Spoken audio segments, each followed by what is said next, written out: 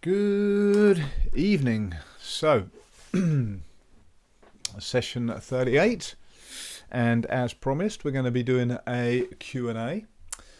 Before we go straight into that, a few words about the situation. It does look like the pools aren't going to be open for a fairly long time now, but I am anticipating Raisbury and other dive centres kind of being open in a couple of weeks, and they are allowing people to go to France, and they have announced today that they're looking at allowing people to go to other EU countries in the next couple of weeks, which would be awesome. No, not worried if they don't. I'm not going to rush it, but it does kind of open up a few little trips that we can run. Looking at July and August, maybe we can do some trips. So, but it also means that we are hopeful that campsites and caravan sites are going to be open in June, which means FreeFest, as I mentioned last night, FreeFest is looking good. So, if you want to go and come diving with us in Cornwall, put your name on the list. I will. I didn't put a link, did I? I'll do that into this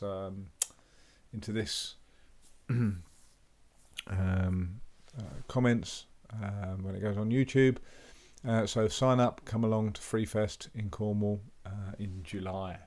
Okay, so without further ado, we're going to crack straight on into some questions.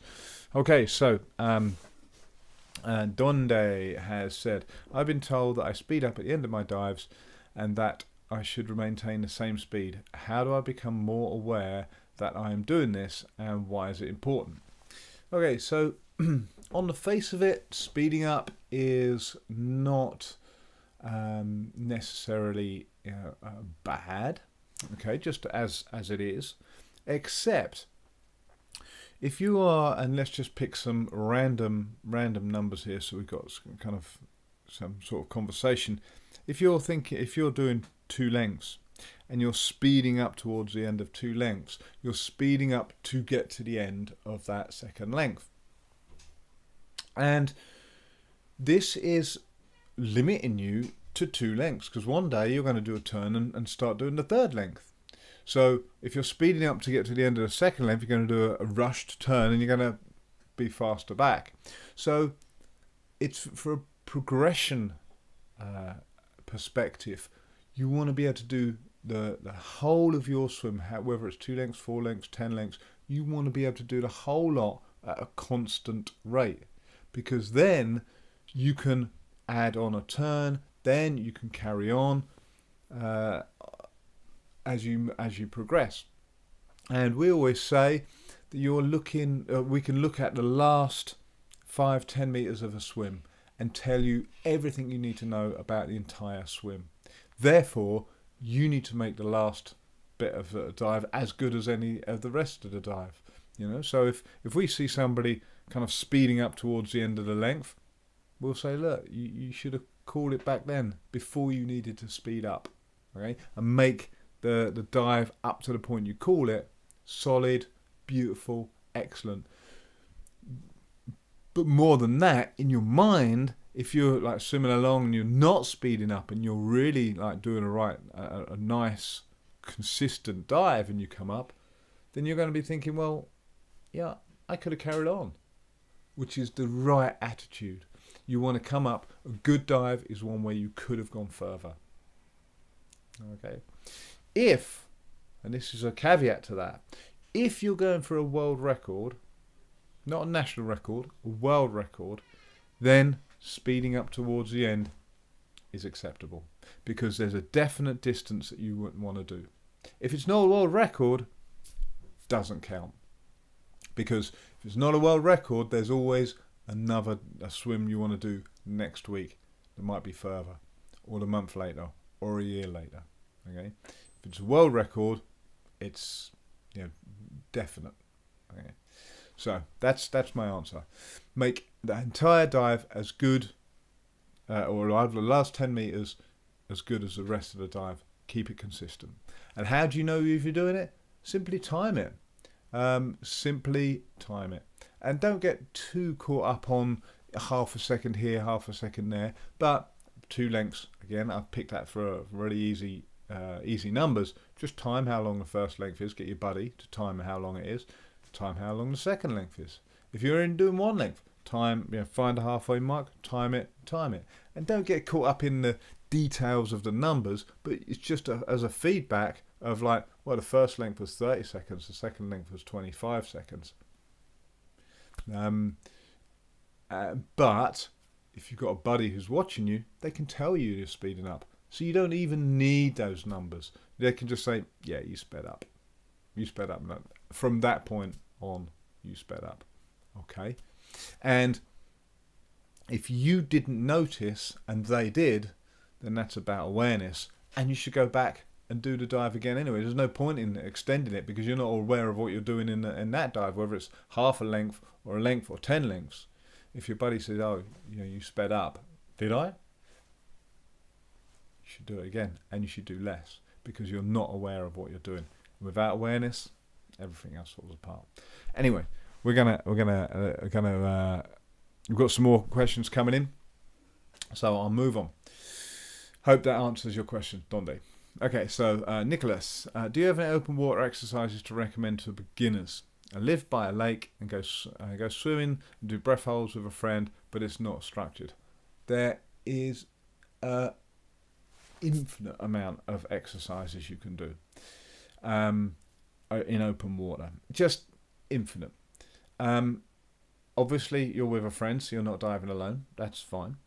And it doesn't matter how deep the lake is, except how deep the lake will affect what you can do, obviously. If it's 3 meters deep or it's 10 meters deep, it will affect what you can do. It doesn't matter. There's stuff you can do in 3 meters, there's stuff you can do in 50 meters, but obviously it will change what you can do. So I would suggest what could you so where would you start? So if you go back to the early videos, and I shall do it. I'll tell you what. I'll make a note of this actually. I'll go a recap of the 10 aspects, and I'll do that on Thursday. Okay, I'll even make a note Thursday. So if you go back to the original week that we did, the sort of first 10 days, we went through the 10 aspects of training. And each of those has, I don't know, say 5 exercises for each of the aspects. So you can pick any of those aspects and there will be so 5 exercises for that aspect. So there's 50 exercises easily, just like off the top of my head. And if you're going to do it regular, which is live next to a lake, you've got a buddy you can work with, hopefully, obviously they will have to have some sort of training, else they're not a buddy, they're just somebody watching you, which is not safe. So have an idea of where they're at, where your buddy's at, and what you're safe to be doing, and you can break down. And if you're going there regularly, you can do any of the 10 aspects. Okay, so having said that, static apnea, wouldn't waste your time in a lake doing statics. You can do them in the pool or on a sofa. Okay, so static is one of the aspects that you've got a lake, it's beautiful, it's going to be outdoors. Don't waste it doing statics. Do them somewhere else. So there's 9 already you can do. Depth adaptation, so you can do some bedtime stretches or name and number exercise. We have got a video online about it. If you haven't, just email me and I'll send you some details about name and number. It has already been covered by one of our last video streams. Duck dives. Take your weight belt off. You've got 5mm wetsuit on. Take your weight belt off. Duck dives. Do 20 duck dives. Okay. Instantly, you're going to start getting a little bit more power into it. Do them full lung. Don't cheat with an empty lung. Okay. So duck dives and glides. Again, let's presume your lake is say 8 meters deep. Okay, so it's a nice depth. You can do duck dive and sink. Okay, so you can do 20 duck dives, bang them out without a weight belt on. Okay, it'll make a massive difference to your duck dives. And then put your weight belt back on, do a duck dive, half lung, and see if you can hit a target on the bottom. Okay, so your duck dive goes off to an angle, you're not going to hit the target at the bottom. Your sinky glide, because you're only partial lung, you're not going to hit that target. Okay, so chin tucked in, go down. When you get to the bottom, are you next to the target? So there's loads of stuff like that you can do. You can be pulling ropes, so for free immersion, 8 meters. You can get 2 nice pulls in. Yeah, there you go. So there's 9 aspects, and I say there's at least 5 exercises for each of them. But if you message me, and we'll go a little bit more detail with you specifically about where you're at and what you want to do. But duck dives is a cracking one. Okay, so I hope that answers your question. So Diane, I had a question around what strengthening training would you do whilst we don't have access to gym, Chaz? I remember you mentioned in No Tanks supersets. I didn't mention supersets, but how do you know what they are? Okay, so we have got access to Chaz. He does online sessions, so you can get his number off me, or if you've already got it, and contact Chaz. He'll do some online stuff. But there's so much body weight stuff you can be doing. And when you had a session, if you have a session with Chaz, he will go through. The first question is, what have you got access to? And if you say full gym, he'll give you some ideas for full gym.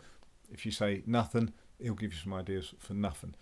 I've got a weight bag that I carry weight around in, and obviously I can put as much weight as I want, and it's my kettlebell. That's it. That's my kettlebell. I only need one because I can change the weight, and then I can do all my kettlebells. So I can do the Russian lifts, Russian sit-ups. We can do kind of bicep curls, etc. Anything you can do with a kettlebell, you can do with a weight bag. But there is so much strength conditioning stuff, body weight stuff you can do. Literally from press ups, sit ups, dead bugs, the dog, whatever he said that he does with the movement of the leg. So if you literally stand by a wall and try and put your arm round in a perfect circle without kind of coming away from the wall, you can't do it. Okay, so because of flexibility, so you move away from the wall and try and do it, and you can do that anywhere. Flexibility of the shoulders rather than kind of strength conditioning. So there is quite a lot out there. I would suggest if you've had a session with Chaz, have an online session with him, and he'll go through some stuff with you as well. But anything more, just keep fit. That's my advice. Get out into the park, do 5 press ups, 5 sit ups, 5 dead bugs, chin ups if you can find a thing. Anything just to keep yourself moving. Okay. Anything more specific than that, then go and see your trainer. Okay. So hopefully you know what they are. Okay. Oh, and stretching, of course, stretching. And there's a video of stretching, number 32, I think, or something, with stretching. Put a little video up there. Doorway stretches, etc., etc. So always stretching every day. If you're not doorway stretching at this time, coming, we're possibly 2 weeks away from going diving. So doorway stretches like four times a day. Okay. Hopefully that answers your question. Okay, so Anna. Hey, Anna. Haven't seen you for a while online. Just a query. Do you think that people doing freediving and breath hold training have better lungs and stronger lungs than other? That's a really interesting question. So from the age of 18, 16, 18, when you stop growing, your lungs cannot get any bigger. Okay, when you stop growing, that's it. That's what you've got. Which is why it's so super important that teenagers do exercise. because they're growing their lungs literally bigger.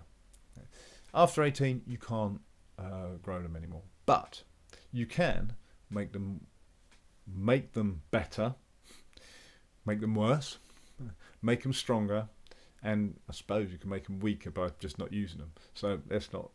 So you can make them worse. You know you can make them worse. If you smoke, you know you're damaging your lungs. Okay, if you do mouthfill techniques, you're going to be damaging your lungs. So there's loads of ways you can damage your lungs. We're not going to do that on purpose. But you can make them stronger, and you can use them better and make them stronger. Okay, so and freedivers tend to have good control. So if you're breathing from the diaphragm, okay, you're going to be using the whole of the lungs, and the strength of the diaphragm and the control of the diaphragm that you will have from doing the exercises that we've covered. You're going to be able to breathe more efficiently. Your diaphragm will work better and work stronger and work longer. You know, literally, when you're tired, if your diaphragm's tired, it's not getting as much air in. Okay? If your diaphragm's nice and strong and you know, kind of works for longer, you can keep breathing longer. So it will appear to anybody outside that, you know, these freedivers have got better lungs. They haven't. They've got better technique and better strength. You can make your lungs better, because if there's rubbish in the bottom of your lungs, if you have smoked in the past or if you've had a cold, there's, you know, stuff rattling around in your lungs, and you breathe with your diaphragm, you're using the bottom of the lungs, you get that stuff out. And we have quite a few people who have smoked, give up smoking, start freediving 6 months later, and they're coughing up stuff when they start freediving because they're using the parts of the lungs that they don't usually use. So hopefully that answers your question, Anna. Okay, I like this. This is working really well. We can do this again. 17 minutes? Yeah, so we can do this again next week. Maybe we'll have questions on every Tuesday. So, Yui, can you please explain the difference between mouthfill and unpacks? You said before each qualification. Okay, right. I've just looked at the time and it was 17 minutes. Wow, this is going to be a big question. It's not a big question. Okay, so we don't teach mouthfill. Okay, I don't tell people about it. I don't teach it. Okay, until people get to 70 meters. So if you do 70-meter dives, then I will happily teach you mouthfill, because it's not dangerous after that. Okay. So let's get that thing straight. Unpacking is a very specific movement. And then you equalize. Now, if you unpack and make noise, you know you've got the flexibility to pull up the air because you've pulled up air. So you're going down, you unpack, your chest has flexed in because you've pulled air up, and therefore you're safe because you have got the flexibility to do what you're doing. And then you equalize. And you keep sinking. You have got the flexibility to unpack again. And you unpack, and then you equalize again. Okay, so you unpack, you've got the flexibility, you equalize.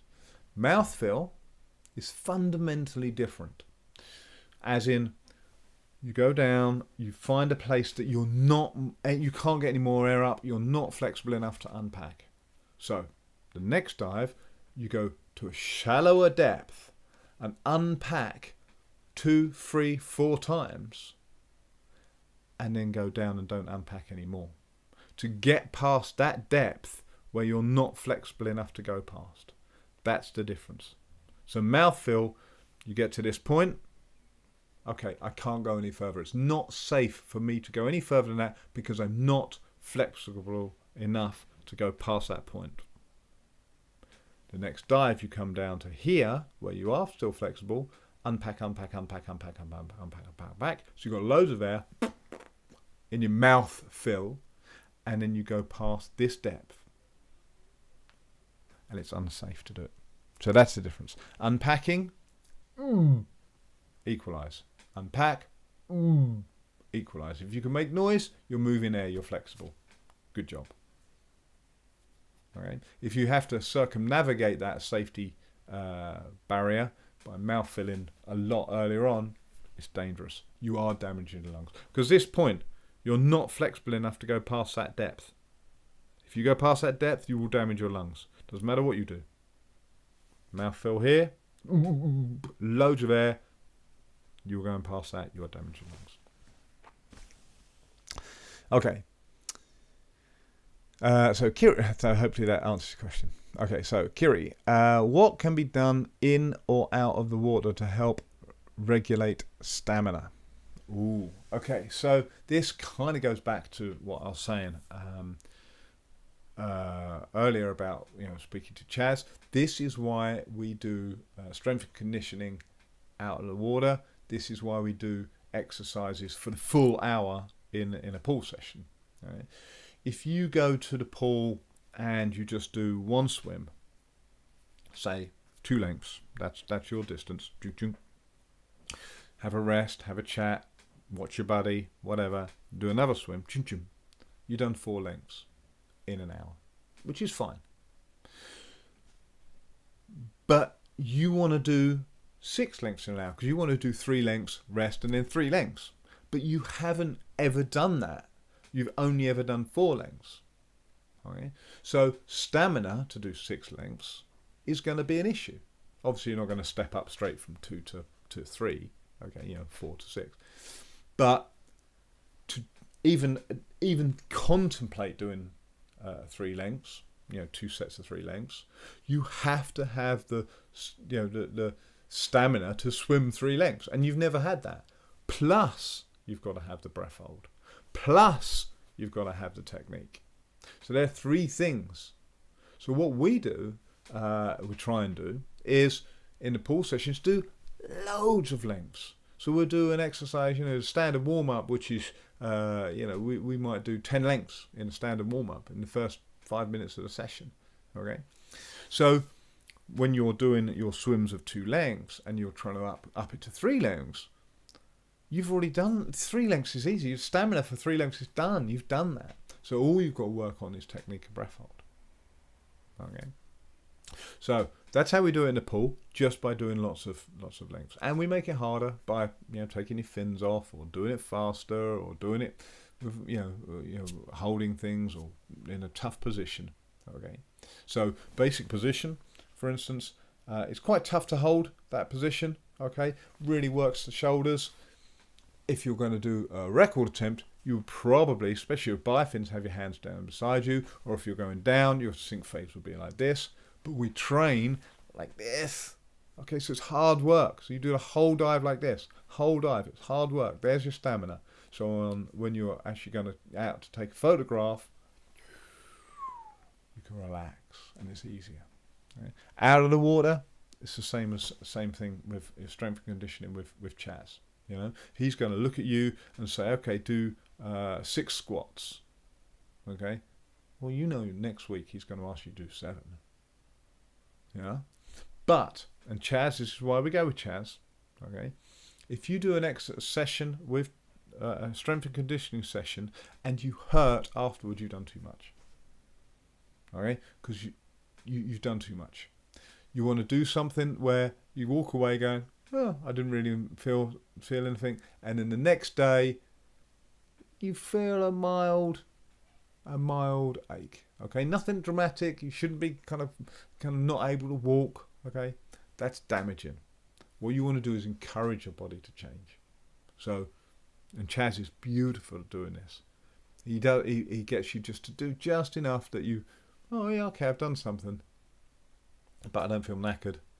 But then you can train more. Because if you train so hard, you're so knackered, okay, not only are the last few reps going to be really bad technique, okay, but you can't train the next day efficiently, effectively. So, or the day after. Okay. So that's how you regulate your stamina. Small increases. Okay, and keep it going. Okay. Consistency. That's the word I was looking for. Okay, so I hope that answers the question. Kiri. Okay, so Diane, my favourite subject, to me, death walks and zanies are very similar. Is the recovery and hold shorter for zanies, and what's the difference? Okay, so I think you mean pain walks and zanies, because depth walks, not death walks.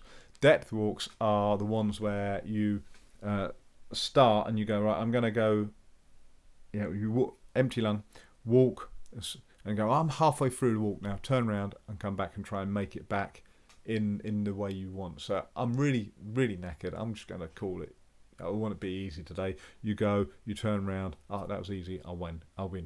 If you go and you come back and it was hard work, too far. If you come back and you didn't even notice, you lose as well. Okay, so that's depth walks, because it's simulating diving depth. I think you're talking about zanies and pain walks. So pain walks, you walk further with a pain walk, okay, but you recover with while breathing. Okay, so the numbers we give of paces is something like 18, 20 paces with pain walks. Zanies are back to back, and they're something like 12 paces, and you do 15 minutes. So pain walks you do 4, 18 paces recovery while moving. That's where the pain comes. 18 paces recovery, 18 paces recovery, 18 paces recovery. So that's the pain walks. Zanies you do 12, so it's a much less walk back to back for say 15 minutes. Okay, so generally walk away from your house for 8 minutes, turn around, walk back to your house, 8 minutes, you end up back at your house. So they're the zanies. So back to back.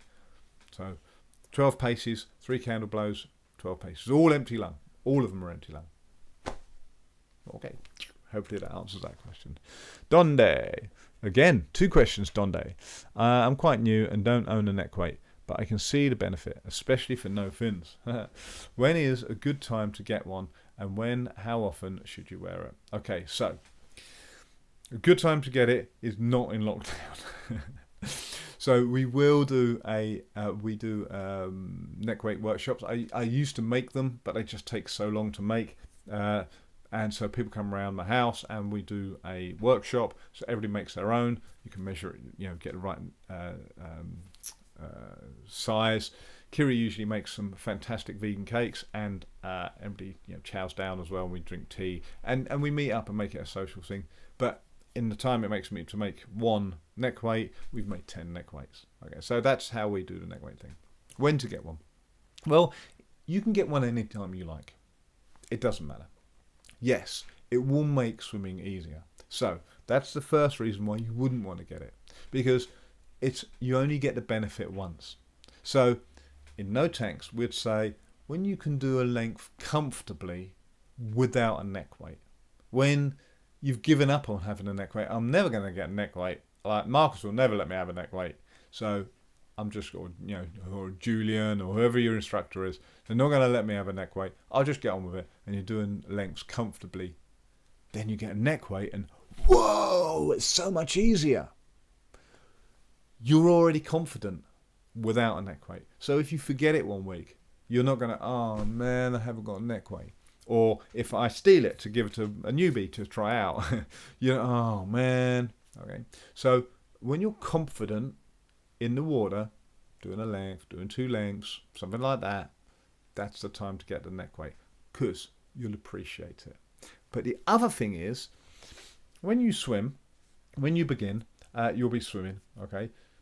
You're buoyant. Everybody's buoyant. You spent 20 years of your life swimming downwards. Okay. You start doing free diving, and you have to kind of swim kind of downwards, but not too much, because you want to make the whole length. So you correct and you get it right. Get a neck weight. You'll go directly where you're pointing. You'll hit the floor. So you get a neck weight. You have to correct yourself. Okay, but you can still swim without a neck weight. Well, sorry about there. You can swim with a neck weight. Swim without a neck weight. Yeah, somebody gives you a weight to carry. Yeah. So when you're confident in your technique and you can tweak it to be straight with a neck weight, then you can appreciate it, and you've got both skills there. Okay, so I'm going to take one more question. Community fan by any chance? I was watching it just before this. Okay, so it's from Chubb, and I've just read his last message. I'm going to read his actual question. Okay, so you mentioned in an earlier video that running isn't an ideal cardio exercise for freediving. Do you know any better exercises that can easily be done in lockdown? Yes. Okay, so cycling. There you go, cycling. Okay, so the trouble is with running is it's solo. One, if you stop, you stop. Okay, so dang, bam, bam, bam, bam, and that's not what freediving's about. Freediving is a smooth gliding sport. Okay, so for me, mentally, running's not the same headspace. Okay? But then again, cycling, I mean, if you're not doing anything, do something. So that's why running's brilliant. Running's brilliant if you're not doing anything. Okay? Cycling is better than running, and much better than doing nothing. But it's still not kind of what you want for freediving, because what you want to do for freediving is intense exercise for 4 minutes. Okay, then you're going to rest. Intense exercise for 4 minutes and then rest. This is what freediving is. Okay, we're aiming for 4 minutes. You might be at 30 seconds dives, you might be at a minute dive, you might be 2 minute dives. We'll aim at 4 minutes. Okay, if you're at 4 minutes, then obviously aim at 6. But so exercises that you can do in short bursts, not high intensity. Okay, like shot put, where it's like that's it. That's not good for freediving either. Okay, we want to be able to 4 minutes. Okay, so the difference between sprinting and long distance runners. You see a sprinter, their muscles, because they got to expend energy in 10 seconds. Long distance runners, skinny, they've got to metabolize and kind of generate energy for however, 4 hours or whatever they're doing. Okay, different body. So you think about it. Freediving, 4 minutes. Okay. Having said that, when we go on escapades and we're in the water for 2 hours, we need to be able to, keep moving for 2 hours. So the ability to go out for a cycle ride for 2 hours will help your freediving sessions, because you can do activity for 2 hours, which you need to do. Okay, but interspersed with 4 minute bursts. So I suppose ideally you want to go out for a cycle ride for 2 hours, and every 5 minutes stop, get off, and do 4 minutes skipping.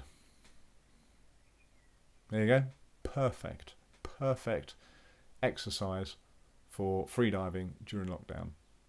Cycling and skipping. Anyway, but remember, anything is better than nothing. When you're doing something, then come back to me and we'll talk about what could be slightly better. When you're doing something that's slightly better, then come back and we'll talk about the next one. Okay, so tomorrow we are honoured to have a self-massage session with Gabby. Thank you, Gabby. So I am going to ask you to bring with you a ball, like tennis ball size ball, not a cricket ball because that's a little bit hard, but maybe a tennis ball's a little bit soft. But hey, you're in lockdown, whatever you can get. Okay, so a ball in a sock and a sock. I think that's kind of where we're at. Bring it along tomorrow. You will be using a wall, so if you can arrange yourself to watch this near a wall, so you can follow Gabby's self-massage. It's an awesome session. So please come along tomorrow. Bring a ball in a sock. I've got a lacrosse ball, which I'm going to bring. It might be a bit hard, but I'm sure Gabby will tell me either way. And yes, and a wall if you can get near a wall for that. So tomorrow night, 7:30. That was an awesome session. Thank you very much for the questions, and I think we'll do it again next week. I'll do it again next week. So Tuesday, is it Tuesday today? Let's check. It's Tuesday. So Tuesday is his questions day. That's it. I've just made that up, but it was awesome. Thank you very much. Any personal questions, obviously, message me as always. Oh, and I mustn't forget to put in the link to the FreeFest. So if you're coming to FreeFest, sign up for it online,